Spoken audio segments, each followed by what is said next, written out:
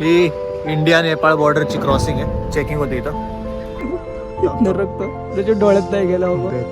गाडीचा आरसी घेऊन जायचंय, बनसर बनवायचंय, परमिट बनवायचंय. नवीनच गाडी आहे. बर्फ कसं जमलंय, कसं होतं मायनसचं पाणी. 2,500 रुपयाची 3 जणांची तिकीट पडलं आपल्याला इंडियन रुपीज ना. 3 ते 4 तास झालं रूम शोधतोय, पण एक पण रूम भेटत नाही आता. गाडीवर चढू शकले नाही, त्यामुळे वापस चाललोय. आता इंडिया.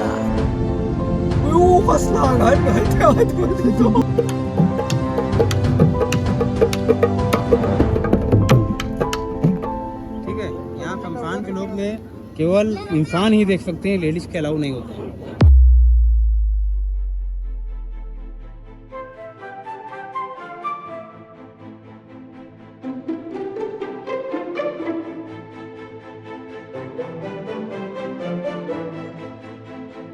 कोणाला जर खूप लांब फिरायला जायचं असेल तर ते मोस्टली फ्लाईट वगैरे चूज करतात, कारण फ्लाईटमध्ये आपण खूप कमी वेळेत तिथं पोहोचतो, बरोबर.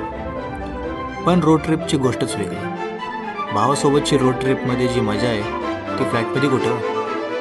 हाय, मी मयूर, आणि ह्यावेळी मी पुन्हा निघालो आहे माझ्या भावासोबत एका नव्या दौऱ्यासाठी.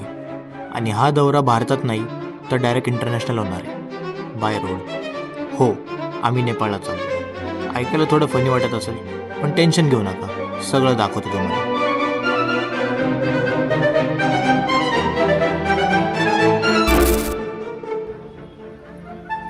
प्रवास सुरू करायच्या आधी आम्ही दोघं आपल्या श्रीमंत दगडूशेठ हलवाई गणपती यांचं दर्शन घ्यायला गेलो. पाहू शकता आज काही स्पेशल असं नाहीये, फक्त ही संडेची गर्दी आहे, आज भाविकांची गर्दी आहे. त्यानंतर आम्ही आमच्या मोठ्या प्रवासाला सुरुवात केली.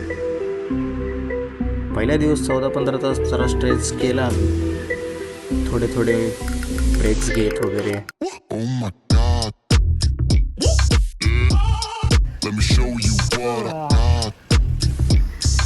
झोपा नाही झाल्या ना आपल्या.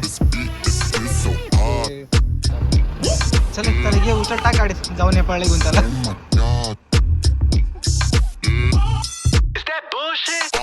आणि दिवसभराच्या शेवटी आम्ही नागपूरच्या जवळ पोहोचलो.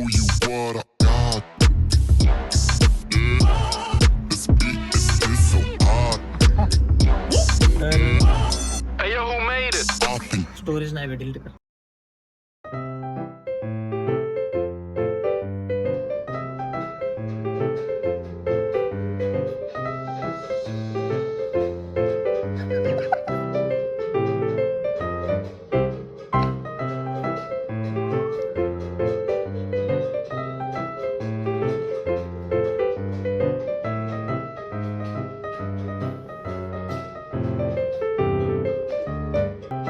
काल रात्री झोपतानाच आमचं ठरलं होतं की 5:30-6 पर्यंत उठू, लवकर लवकर फ्रेश होऊन आणि लवकर लवकर आपण निघू, जेणेकरून रात्रीपर्यंत तरी जास्त किलोमीटर कव्हर होतील आपले. पण कुठं काय, हे असले फालतू टाइमपास करण्यापासून टाइम भेटेल तर ना दोघांना. सामान शिवाय कसं देतोय. तर मग दुसऱ्या दिवशीचा मुक्काम आमचा डायरेक्ट प्रयागराज होता. पण प्रयागराजला जायच्या मध्येच एक जबलपूर नावाची सिटी आहे, आणि त्याच्या जवळच एक बेडाघाट म्हणून एक प्लेस आहे, जिथं नर्मदा नदी आणि मोठे मोठे मार्बल्सचे डोंगर आहेत. खूप पर्यटक तिथं जातात. मग म्हणलं जाता जाता रस्त्यामध्येच आहे तर ते सुद्धा कव्हर करू.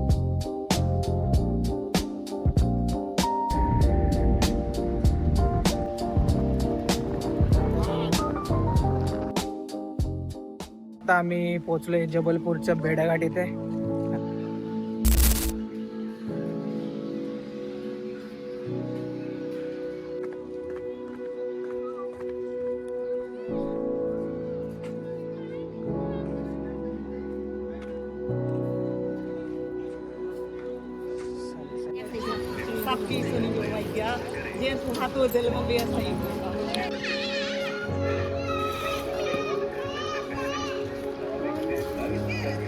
मार्बल स्टार्ट हो जाते हैं आसमानी कलर की चट्टानें। इन्हीं को बोलते हैं हल्का नीला, लाइट ब्लू। यहीं से होती है बोर्ड वालों की कमेंट की शुरू। इस साइड देखा लाइट ब्लू, पलट के देखो मार्बल ब्लैक एंड वाइट। ऊपर का मार्बल काली मिट्टी लगने से काला है, तोड़ेंगे तो वाइट है। तुम बोलते हो ना काला है तो क्या हुआ,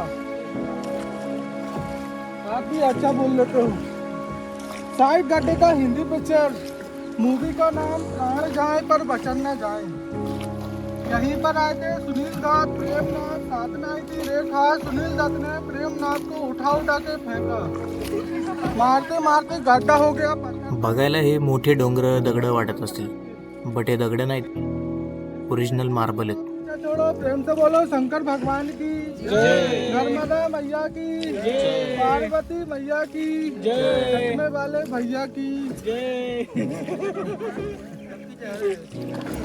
का नशा अभी आँख से गया नहीं, मेरा नशीला बदन और बाहों में ले ले सजन।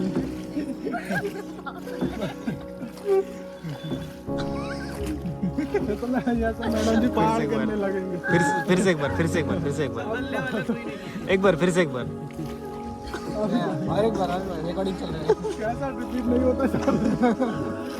हेलो सर बाबू जी, आप लोग ये देखो सामने वाले टापू पर नन्हा सा व्हाइट शिवलिंग रखा है।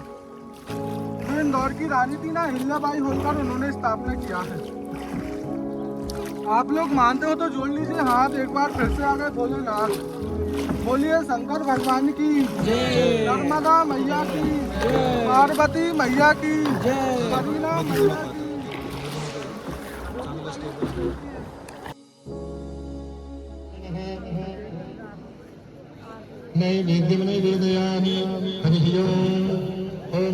बोटिंग झाल्यानंतर तिथं साईडलाच नर्मदा नदीची पूजा होणार होती आणि माझं नशीब एवढं चांगलं की मला तो चान्स भेटला पूजा करायची, पण त्यांच्या पद्धतीने.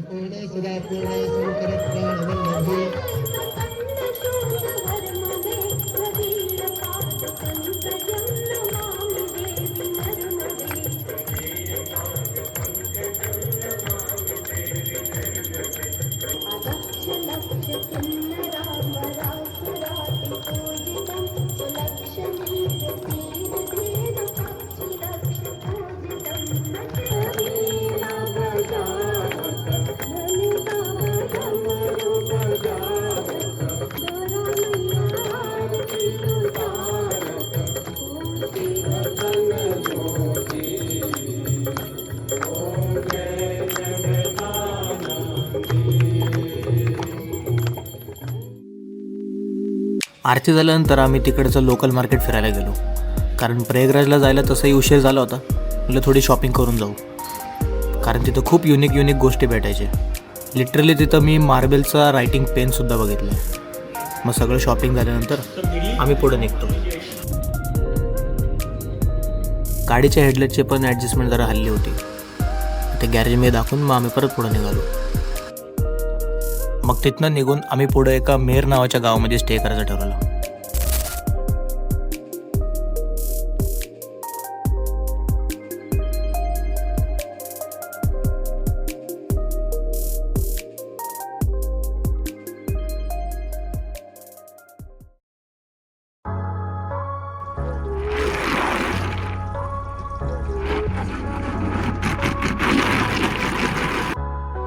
तिसरा दिवस आम्ही पूर्ण ट्रॅव्हलिंगमध्ये घातला, कारण 2 दिवसाच्या मानाने आम्ही खूप कमी किलोमीटर कवर केले ते. तर स्टे डायरेक्ट इंडिया नेपाळ बॉर्डरच्या थोडं अलीकडेच गेलो. तर आत्ता लोकेशन माहिती नाही कुठे आम्ही, बट एवढं माहिती आहे की आत्ता आम्ही I guess 30 to 40 kilometres Nepal आणि इंडियाच्या बॉर्डरपासून लांब आहे. तर मग इथनं बघू आता उद्या सकाळी आय गेस आम्ही बॉर्डर क्रॉस करेल. तर आहे आता हॉटेलवर भूक लागली म्हणून थांबलो आहे.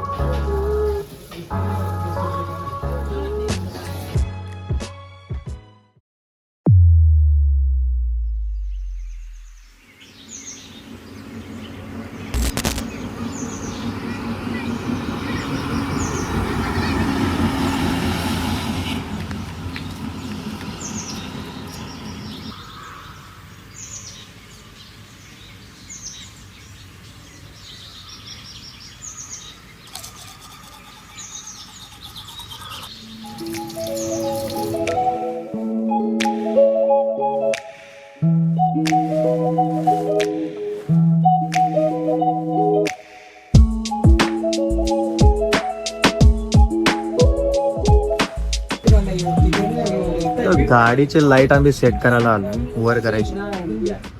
इथं फॅन्स भेटले आमचे.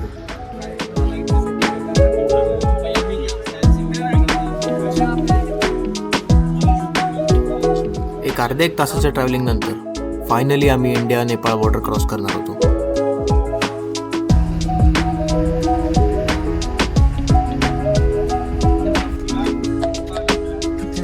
तू काय म्हणतो सांगितलं त्याच्या मागे जाते तू मागच आहे आपल्या समोर घेतात मागे इथं पुढे कोपऱ्यात तो आहे. किती घाई बघ ना तो 2 व्हीलरची लाईन आम्ही काय येडे आहेत का सगळी इकडचे. आता हे आपल्याला जास्त वेळ लागणार असं वाटतं मला. सामान लय या गाडी.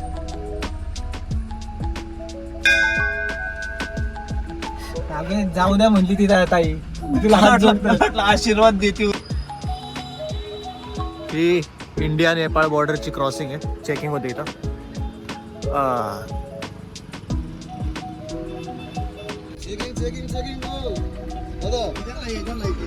हे ना साथ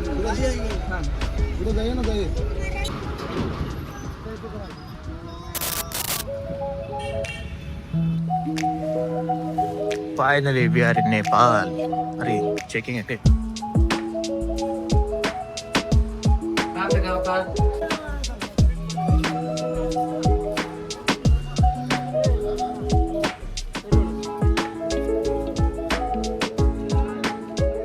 गाडीचं आरसी घेऊन जायचंय, बनसर बनवायचंय, परमिट बनवायचंय,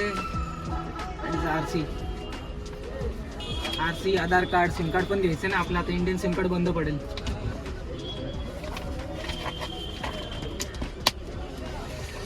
ठेवून द्या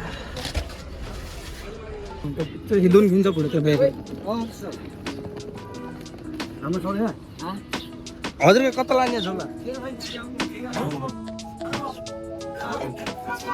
नमस्ते, आई एम फ्रॉम ट्रैवल नमस्ते फ्रॉम नेपाल. मैं आप लोगों को कुछ चीजें बताने जा रहा हूँ, ठीक है? थोड़ा सा आप लोग इंफॉर्मेशन लीजिए नेपाल के बारे में. पोखरा, मुक्तिनाथ और काठमांडू के लिए 7 डेज होना चाहिए, ठीक है? तो कुछ चीजें आपको बता रहा हूँ. गाड़ी का पेपर 7 दिन का बनेगा. तुम 7 दिन का पेपर बनाओ. कुछ बोलो गाड़ी के बारे में. अरे हम बता देंगे. खोलो वीडियो बनना, खोलो ना. तुम्हारा तुमको काम मिलेगा. नहीं सही बात है, सही बात है. तुम्हारा नसीब या तुम कैमरे के आगे हो. बोलो क्या बताना है भाई, कैसे बताइए. की गाड़ी कैसे आ सकते हैं अपन गाड़ी लेके महाराष्ट्र वगैरह आ गए तो कैसे आ सकते हैं, कहाँ पे मिलना है, क्या करना है, वो सब बताइए. कार्ड तो दिए हैं आपको कि घूमना क्या है. चल तू बात चल तू पहले हट जा. तू पहले हट जा. ये सब मत डालिएगा पहले. तू पहले हट जा. अब देखिए आप लोग कितने लोग हैं. 20 तारीख को आप लोग सीधा वहां से रिटर्न बैक सोनौली बॉर्डर. ये आपका 1 2 3 4 5 6 नाइट 7 डेज का एक प्रोग्राम हो रहा है, ठीक है? ये है नेपाल का. धन्यवाद, नमस्ते. आम्ही आता सिम कार्ड घेतोय. 350 रुपयाच्या रेटने आम्हाला सिम कार्ड पडलंय 7 दिवसासाठी आणि अनलिमिटेड डेट आहे त्यासोबत. कॉलिंग वगैरे करायचं असेल तर त्यात तुम्हाला एक्स्ट्रा रिचार्ज करावं लागतं. तर सिम कार्ड आम्हाला भेटलेलं आहे. ही सिम नाही होत, नॉर्मल फिजिकल सिम पण मला भेटून जाईल. हे बघा.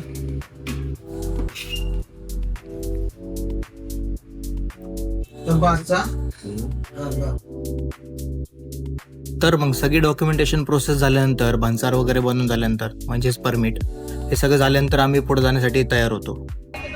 पूर्ण 6 दिवसांची अख्खी आयटिनरी बनवली आहे काकांनी. काकांनी एवढं मस्त प्लॅन बनवला होता 6 नाईट 7 डेजचा. बट ते त्यांची फीज खूप जास्त सांगत होते. म्हणून आम्ही ठरवलं त्यांचं काही प्लॅन वगैरे नको घ्यायला, आपलं जाऊ पुढं. मग तिथनं 1 तासभर ट्रॅव्हलिंग केल्यानंतर एक अशी जागा भेटली जिथं गेल्यावर आमची 32 गोल झाली. एकदा दाखवतो. ह्या ब्रिजवर जायचं आता. किती मोठं आहे.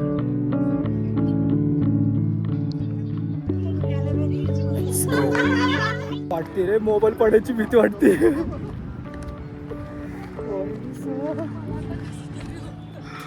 ओ भाई साहब, अजून पुढं खूप आहे.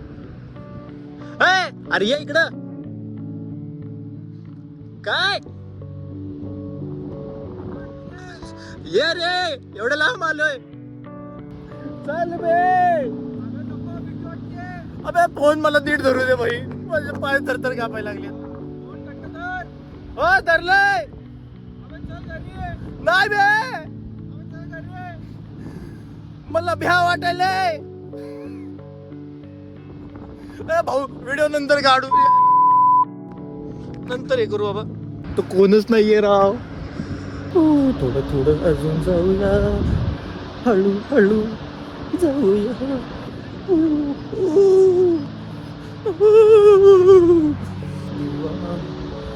माझ्याकडनं काही चूक झाली असती तर ते माफ करून टाक. परत मी कधीच कोणती काही चूक करणार नाही. देवा ऐकतोयस ना रे देवा. देवा तूच रे देवा, बाकी कोण नाही. अरे अरे अरे अरे अरे ते बहू आलो होतो ब्रिज. भाई धीरे धीरे धीरे, मेरे को डर लग रहा है. धीरे धीरे.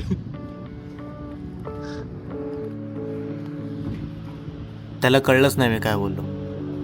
पागल पोरग आहे. त्याला पाठवलं ड्रोन शॉट घ्यायला, ड्रोन सकट.